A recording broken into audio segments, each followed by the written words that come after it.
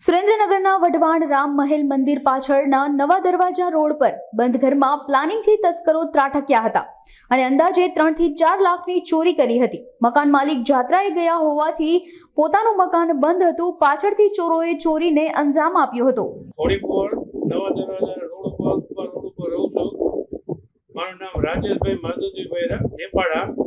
હું તારીખ 7/9/2024 ના દિવસે જાત્રા કરવા ગયેલ, પરત 15/9/2024 ની રાત્રે 2:30 વાગે આવેલ અને ઘરનો દરવાજો ખોલતા મારા ઘરની અંદર કરતા જોયું તો મારા ઘરની અંદર બધું ટ્રસ હતું, આડે ધડ બધું પડ્યું હતું। ઘરમાં કરતા અમે આવ્યા, પોલીસ ચોકીએ ફોન કર્યો, ફરિયાદ લખાવી અને પોલીસ આવેલા અને ફોટા પાડેલા અને મારા ઘરની અંદર સોના ચાંદી ઘરેણા અને રોકડ રકમ થઈ 3.5 થી 4.5 લાખ રૂપિયાનું થાય વસ્તુ થાય છે। અમે ફરિયાદ કરેલ, પોલીસ આવે અને તપાસ કરીને વહી જાય, પાછા આવે પાછી તપાસ કરીને જાય છે। હજી સુધી અમારી એફઆઈઆર નોંધી નથી અને એફઆઈઆર નોંધવા ગયેલા હતા